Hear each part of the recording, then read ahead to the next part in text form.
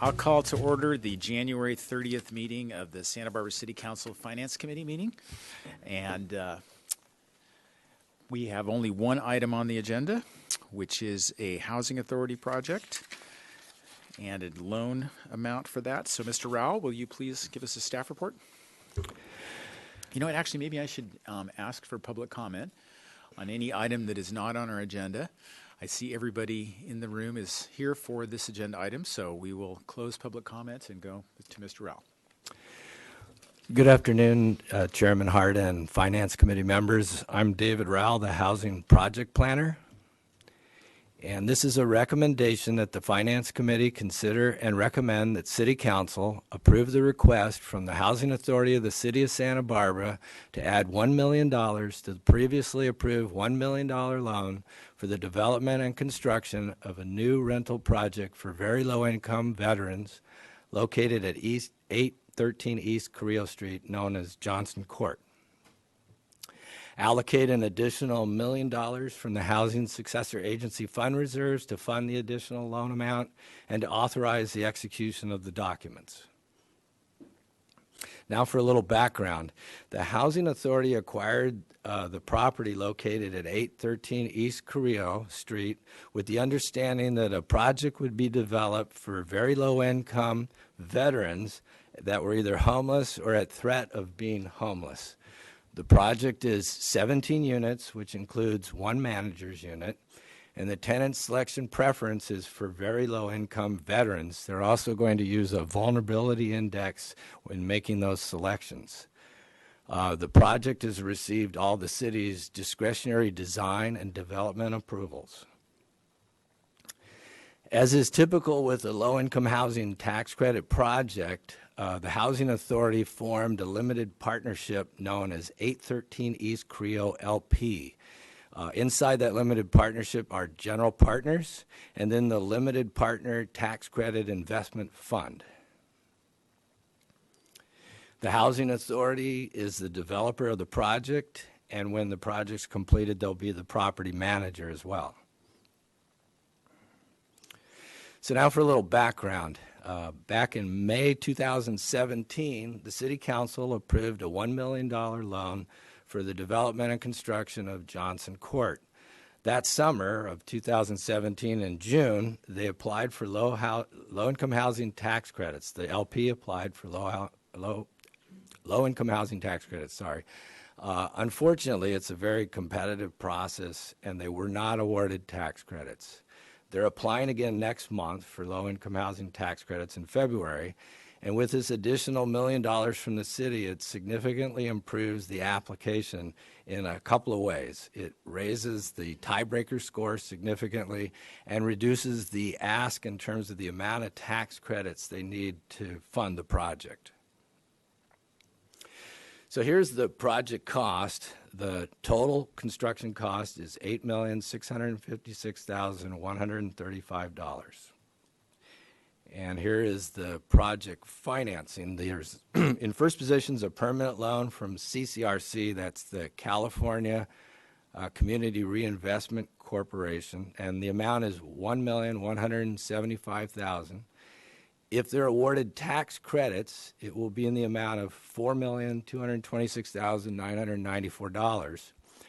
Cal Lutheran Homes is lending $500,000, and just below that you can see the City of Santa Barbara's proposed loan for $2 million. And below that is the below market sale. The Housing Authority sold the land to the limited partnership, so that $720,000 is considered to be part of the financing. The city loan itself is $2 million once again, and it has a 30-year term, earning an interest rate of 3%.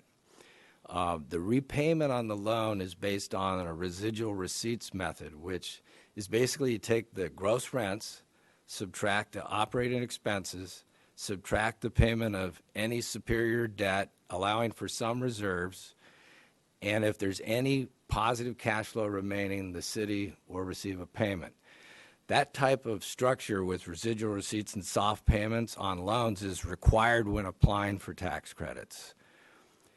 our particular loan, if you take the $2 million and you divide it into the 16 units, our subsidy cost or contribution to the project is $125,000 a unit, which is pretty typical for our contributions historically for tax credit projects.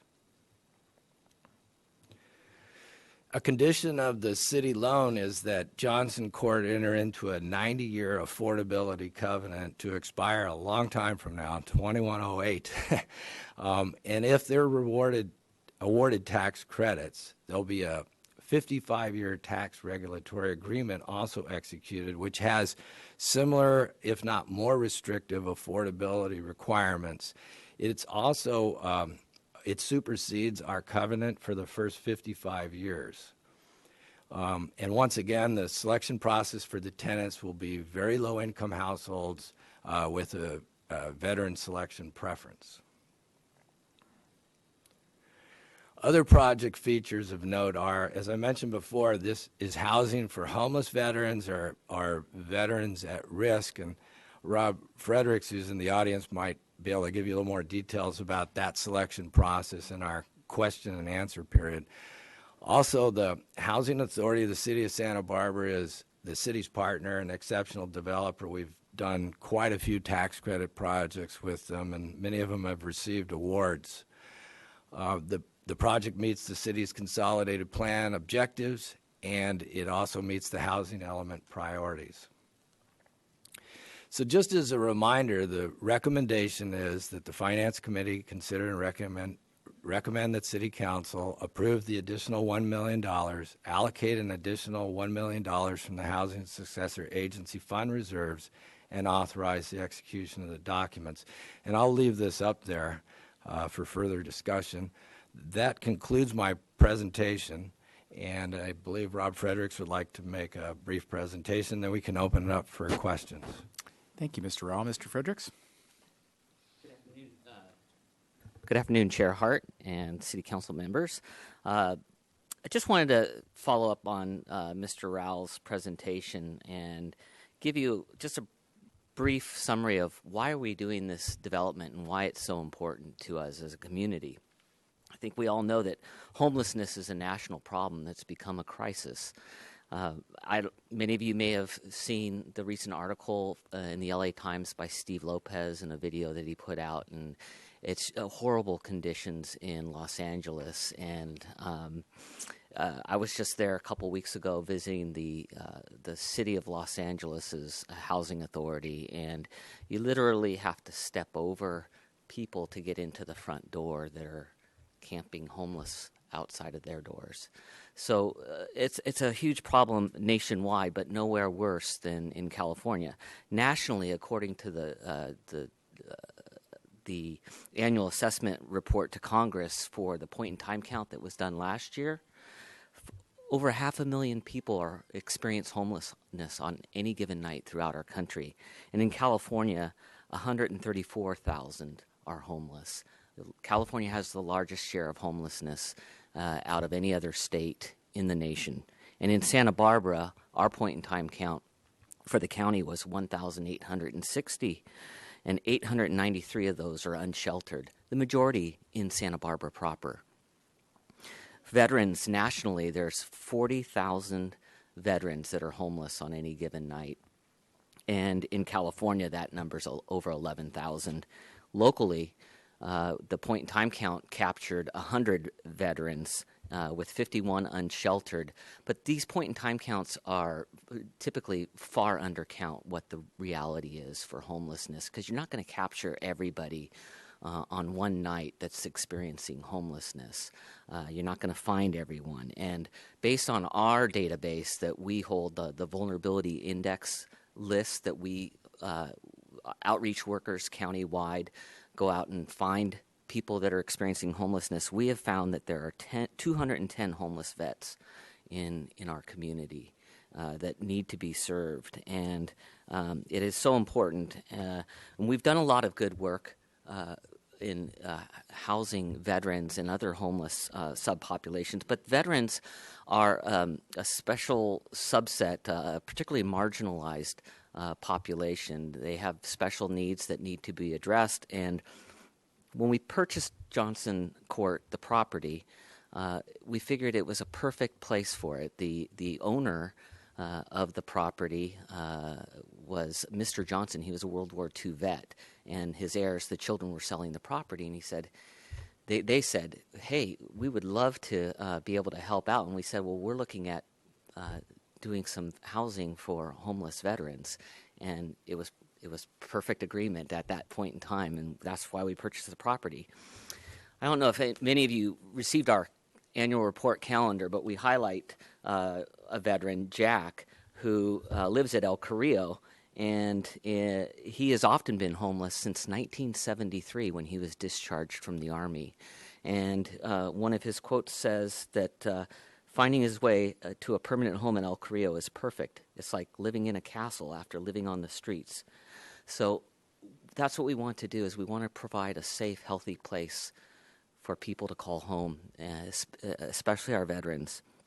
And the reason why we're coming back for an additional $1 million, as explained by Mr. Rao, is that we need to be more competitive on the application for the low-income housing tax credits.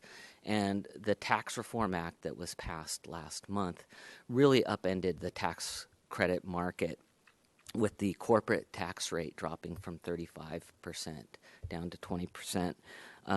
That really caused an upheaval where pricing now, but before we were seeing pricing for every dollar of tax credits available, we would receive a purchase price of $1.14.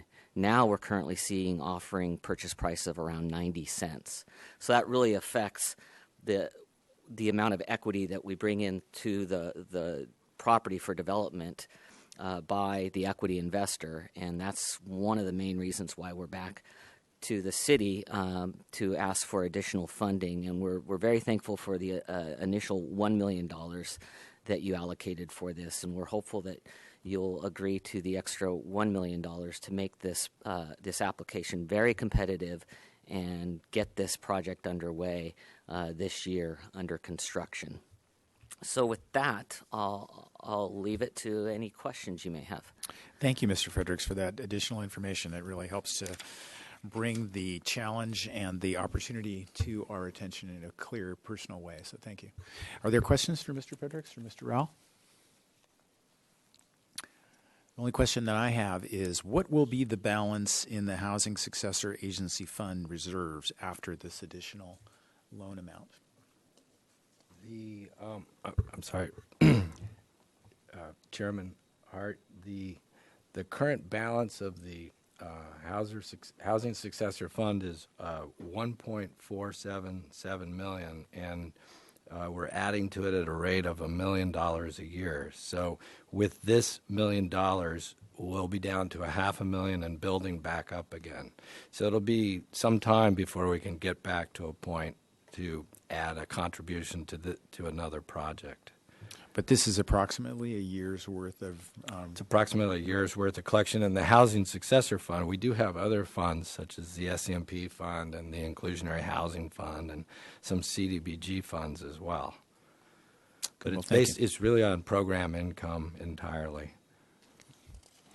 Any other questions for staff? Chair Hart, Yes, Ms. Gray. if I may add, just in the I'm not spirit, sure your microphone is on. Is it on? it should be on, yes. Yeah, there we go. Okay. I'm Sue Gray. I'm the Community Development Business Manager. Just in full disclosure, at the end of June, we had $977,000 in actual reserves for the Affordable Housing Fund. We dipped into that a little bit with the Nexus and feasibility studies. We took $100,000 of those reserves, which leaves $877,500. But as Mr. Rao said, we are accruing a lot more in repayments this year than we have in the past, and we actually budgeted for fiscal year 19 in excess of $300,000. So we have enough to cover it with the reserves and this year's revenue. But as he said, it's going to take a while to build it back up again for another large project. Any other questions for staff or Housing Authority staff? Regarding the reserve, is this like one of our general fund reserves where we're required statutorily to keep a certain balance, or is this more of a reserve fund that allows us to do special projects? Chair Hart, Finance Committee Member Dominguez. We are required by statute to meet the funding criteria set up for the successor agency, the RDA Housing Successor Fund. So we're not required to keep any money in reserves. We're just required to meet the different guidelines of how to spend it. Okay. And the number one area to spend it is very low income and homeless. So we're meeting that, and we're not required to keep any set amount in the fund. Okay.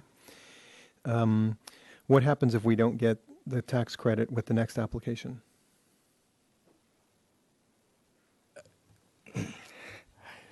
We would, they would reapply.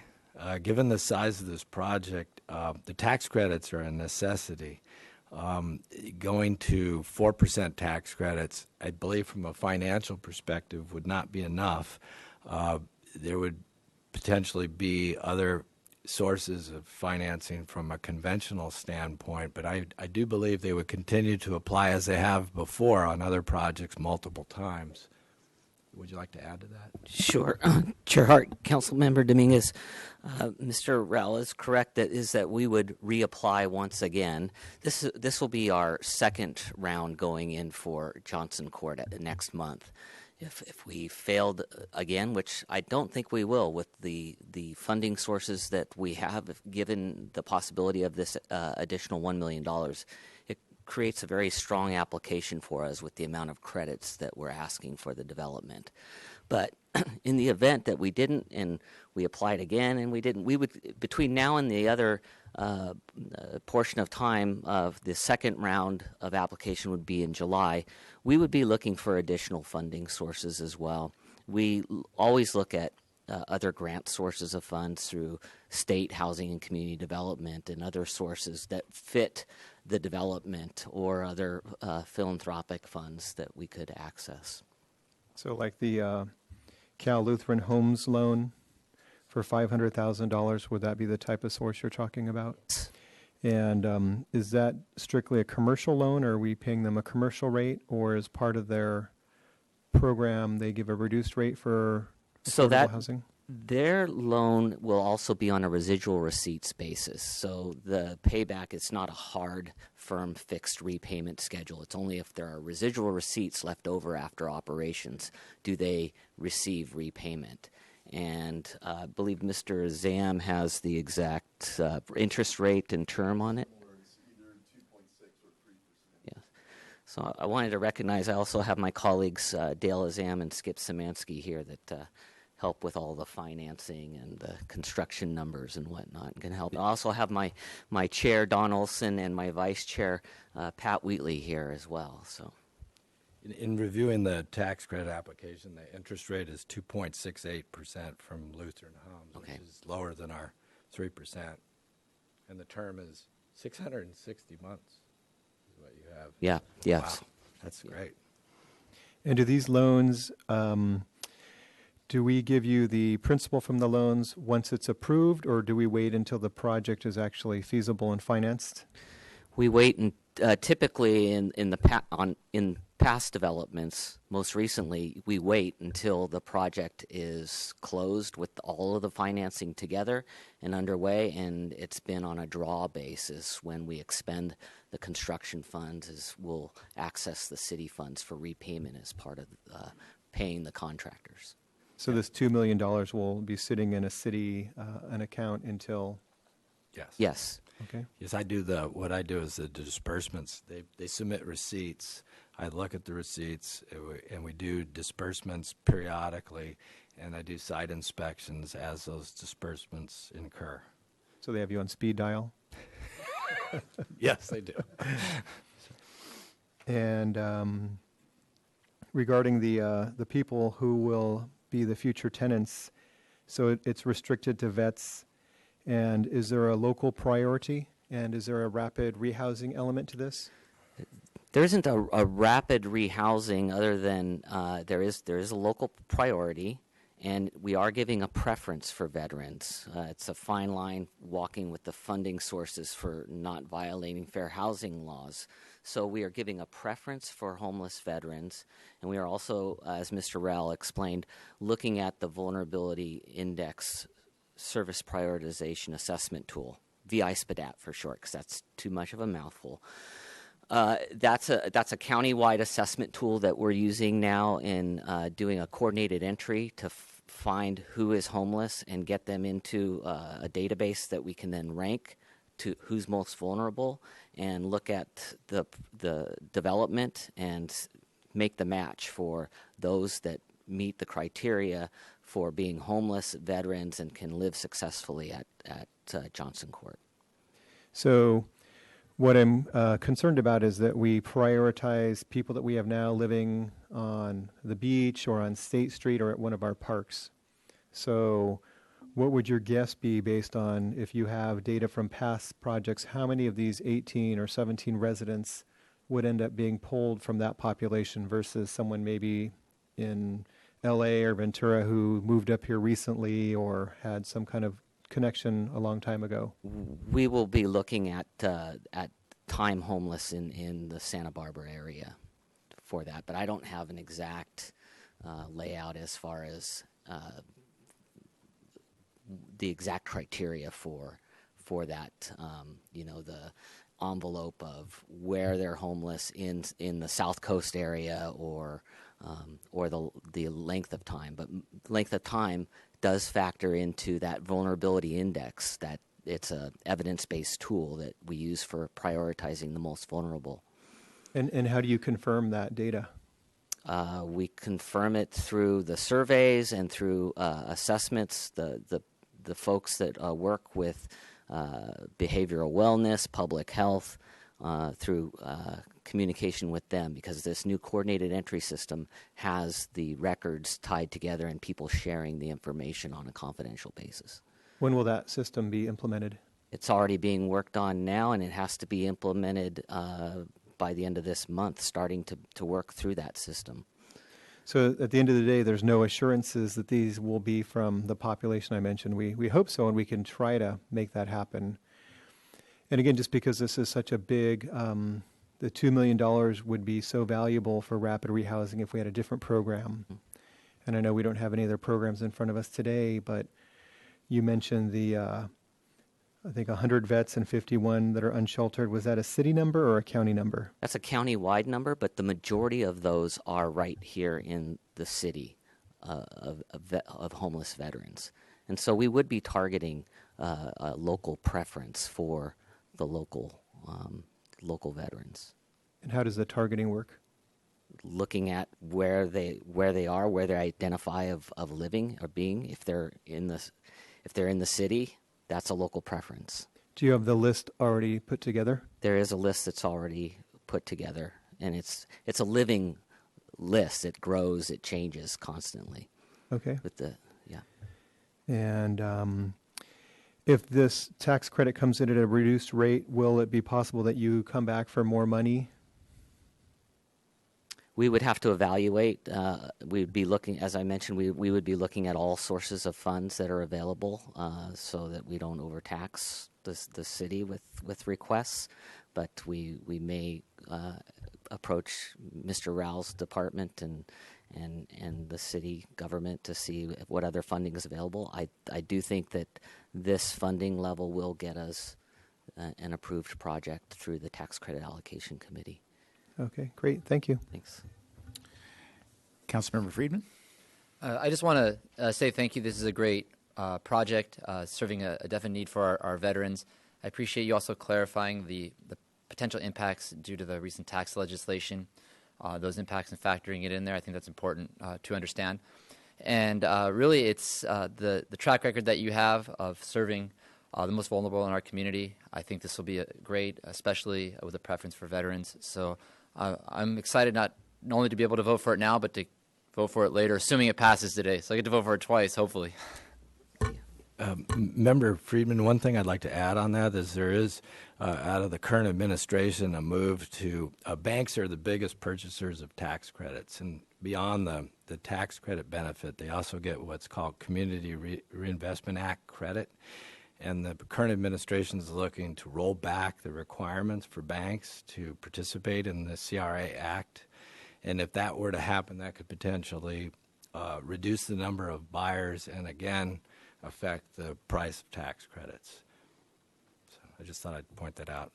Does the tax credit program work in reverse? So are these tax credits that are applicable to last year's tax obligations, or how does that? What is the timing of that? It's a forward-looking obligation, and it's over the course of 10 years from the date that they receive what's called tax form 8609. So it could be for a current year, even if it's later in that current year, but then it's over a 10-year period that the investor receives the tax credits.